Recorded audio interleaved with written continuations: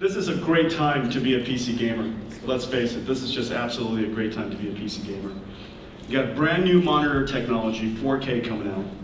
4K obviously just puts 4 times as many pixels in front of you than before. Even with today's GPUs, 4 times as many pixels puts a lot of burden on it. And so this is a great opportunity and a great challenge for us to bring a lot more GPU horsepower. If you take a look at what 1080p looks like on a 4K display, and then you look at it in 4K, the amount of information that you get to see is just a huge step forward. But we didn't stop there.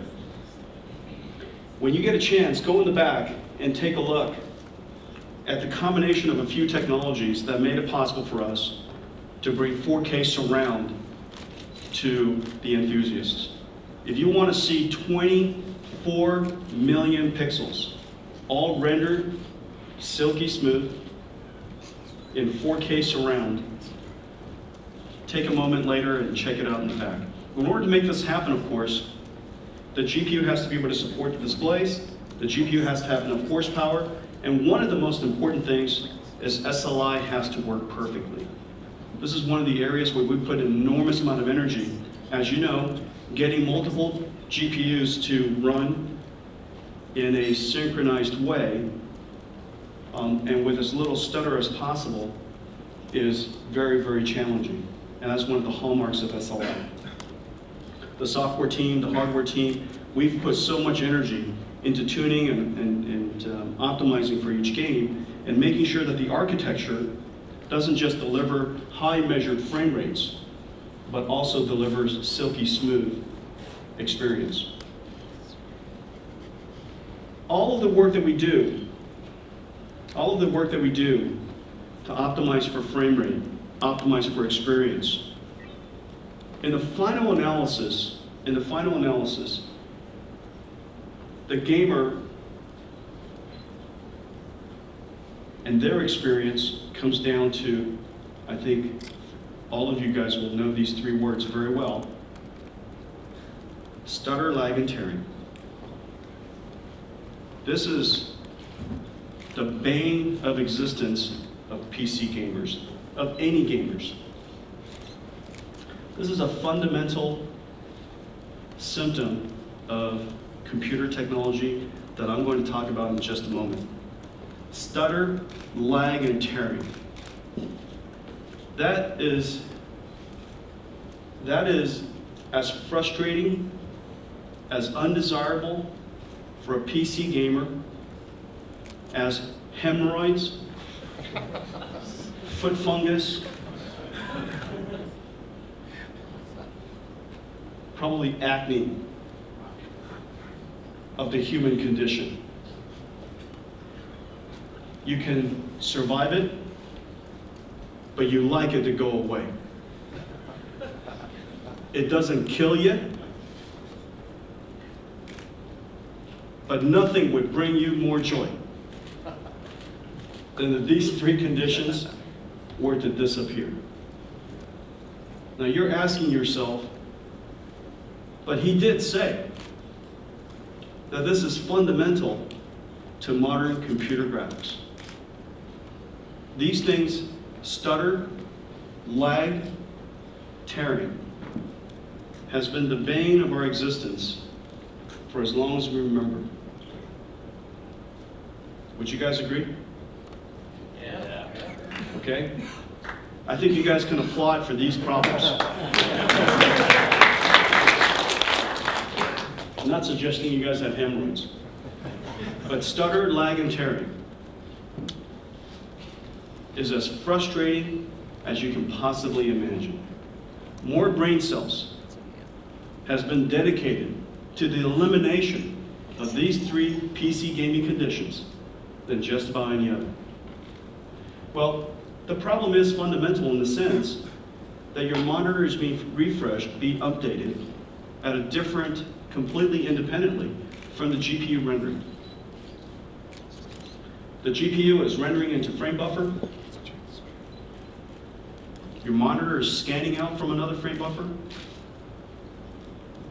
The 2 are autonomous of each other. If you will, the monitor is sampling what is being drawn, the 3D world that's being drawn. Because the sample rate is fundamentally different from the source rate, you will have no choice but to experience stutter and lag. And if you try to overcome it, you will see tearing. Let me try to illustrate this very quickly. I think you guys understand this very well. But let's take the moment and just understand where it comes from. Now, in a perfect world, the way computer graphics was intended to work, the GPU would render into one buffer while the monitor is scanning out of another. When the scan is complete, it flips, scans out of the other frame buffer that is now completed. When that scan is complete, it flips, scans out of the other frame buffer that is now completed. Multi-buffering. In this particular example, we're drawing faster than the refresh rate. The refresh rate is every 60 hertz. Used in this example, could be 120 hertz in high-end gaming monitors, but I'm using 60 hertz here. So every 16 milliseconds, we complete the scanning of one frame. We flip the buffer. The other buffer is now completed drawing. We scan out of that while we draw into the other. In a perfect world, we're drawing faster than we're scanning out. We're always ready for the scan out. And as a result, every single 16 milliseconds, like clockwork, every single 60 hertz, at 60 hertz, we see a new frame. This is your flight simulation experience. This is your game console experience for driving games, because they can control how much they draw. Games could decide to just stop drawing. That's one technique. Or you can have so much performance that every single frame is faster than scan rate. As a result, you have perfectly smooth 60 hertz. That's the way it was architected, that was the way it was intended, and that's the way computer graphics was hoped for. But reality doesn't work like that. Reality is that the game frame rates are highly variable. It's highly variable because what you look at and what's happening on the screen is not something you can always control. If you're playing a multiplayer game, all of a sudden there's a big explosion, all of a sudden there's a lot more objects on the scene. Every scene is a little bit different. In fact, it could be dramatically different. In this particular case, this is Battlefield 3 running on GTX 760, and you can see that the frame rate varies between 60 hertz all the way down to some 30-something hertz, 30-some odd frames per second. It is very rare, in fact, that it got to 60 hertz. Now, what that looks like, using the chart from the first slide, is this. Sometimes, I can draw a frame in less than 16 milliseconds, in which case, the next scan comes, the vertical sync. Vertical sync basically says the GPU has to wait until the monitor is done scanning all of its vertical lines from the last buffer before it flips. Not only does it have to complete its own frame, it has to wait for vertical sync. In this case, we draw frame 1, that's draw 1. It's done within 16 milliseconds. However, draw 2 took a lot longer than 16 milliseconds. And because you can't flip until you're done drawing, because you can't flip to the other buffer until you're done drawing, and once you're done drawing, you have to wait until the next vertical sync. You scan effectively onto the monitor the same frame twice. This is a fundamental problem where the sample rate of the monitor is different than the frame rate of the GPU. This is really no different than when you take a 24 hertz film, you put it on TV, and you pan slowly across. You experience this judder. Every so often you get a few frames twice. That stutter, or what TV talk, judder, is the same thing we'll experience all the time in Vsync on systems.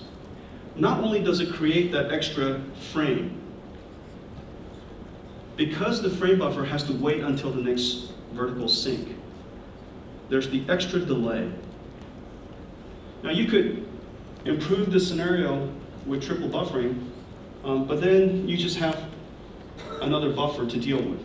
There's still the same fundamental issue that the draw performance, the draw rate, is fundamentally different from the refresh rate. As a result, you will have stutter and you will have lag. Stutter and lag are the two fundamental experiences of anybody who has Vsync on. It's independent of which monitor you use. It's independent of which GPU you use. It's independent of which computer you use. Every single game basically has it. It's something that you can't avoid. The only way that you can really avoid it is to make sure that you're rendering at some incredible frame rate so that the minimum frame rate stays above 60 hertz. So all you have to do is to jack up this entire curve up to where the minimum point is above 60, and it will go back to your perfect world, where you're always done rendering before you have to scan out. But that's really unlikely, and in fact, that's undesirable. And the reason for that is because we would like content to get better and better and better, not just higher and higher frame rate. Not only do we want games to play well, we want the production quality to be high. We like it, the fact that every new Iron Man just seems to have better and better special effects. We like the fact that Star Trek looks better every time. We have ever-increasing expectations of production value, of artistic value, of craftsmanship, of the game that we're playing. And so this is a problem that needs to be solved at a fundamental level. Now, gamers are smart. They say, hey, guess what, stutter, bummer. But what's really a bummer is the lag. And what I want to do is to win. And so what I'll do then is I'll turn off Vsync. Turning off Vsync allows us to basically update the moment the frame buffer is complete. We no longer wait for the Vsync. Okay, so the basic state machine goes complete my frame, update my frame. However, by not waiting for Vsync, the monitor could be right in the middle of a frame update. The monitor could be somewhere in the middle of its scanning of the last page, of the last frame. As a result, you'll end up scanning part of the last frame and part of the new frame. It's an artifact called tearing. And this is how you illustrate it. Draw one. As soon as you're done drawing one, you update it into the scan. However, the monitor is scanning frame 0, switched over, flipped over, and picks up where it left off and scans the rest of the screen with frame 1. Meanwhile, the frame buffer has flipped. It's drawing into the frame buffer. As soon as that frame buffer is done, it says, I'm done. I want to update the screen. It starts scanning out to the screen. The monitor stops scanning out from the previous frame, picks up where the new frame is, and draws the rest of it. You get this artifact called tearing. And that's what tearing looks like. Tearing, as you can see, the upper half of the screen is the previous frame. The the lower half of the screen is the new frame. With Vsync off, you're tearing all the time. It's very likely that you're tearing every other frame, if not every frame, and sometimes many times a frame. You're just tearing all over the place. But your lag is as low as it can be. Your lag is as low as it can be. Okay? So these are your basic two trade-offs, Vsync on and Vsync off. The benefit of Vsync on is that there's no tearing, but you get stuttering and you get higher lag as the frame buffer is waiting to be scanned out. Or you have frame buffer with Vsync off. However, with Vsync off, you're no longer waiting for Vsync, you fundamentally get tearing, but your lag has improved. Okay. And so there are your two conditions. That's your trade-off. And that trade-off comes fundamentally because the GPU and the monitor are autonomous. One designed by one industry, GPU designed by another industry. As a result, the two controls are completely independent of each other. For the last several years, our engineers have been working on trying to solve this problem. I've described the fundamental problem, and therefore the fundamental solution will be related to that. It is only possible to solve this problem by creating a new GPU, a new monitor technology, and software that integrates the two. You simply have to take a step back and ask yourself, where are these artifacts coming from? Why do they come? And how can I eliminate the bane of our existence? Nothing frustrates us more than building the world's most powerful GPU, beautiful special effects, everything beautifully rendered, and the sucker is tearing all over the place. There is just something fundamentally wrong about that. And so we decided, with just a fantastic team of engineers, went off, working on the side, trying to solve this problem, trying to solve this puzzle. And it was a huge undertaking. You don't solve a problem that's been around for 40 years overnight. And so they went off and studied the problem, and they came back with a solution. Today, we'd like to announce to you one of the most important works that we've ever done for computer graphics. One of my proudest contributions as a company to computer graphics. We call it the NVIDIA Vsync. The NVIDIA Vsync technology is an end-to-end architecture that starts with the Kepler GPU. And it ends with a brand new technology, the Vsync module. This Vsync module goes into a gaming monitor. It replaces the scaler. And as a result of this Vsync module, we're going to achieve some magic that we're going to show you. The results bring you so much joy in just watching smooth, buttery graphics.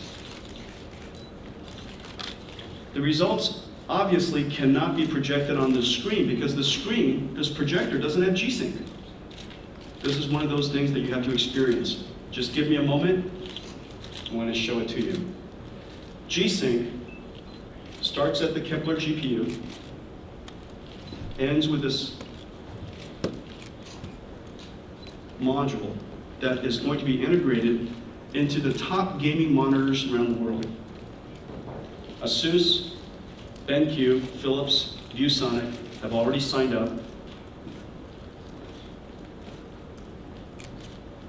My expectation is that Vsync is going to be an essential component to gaming monitors in the future. Okay? So let me show you how G-Sync works.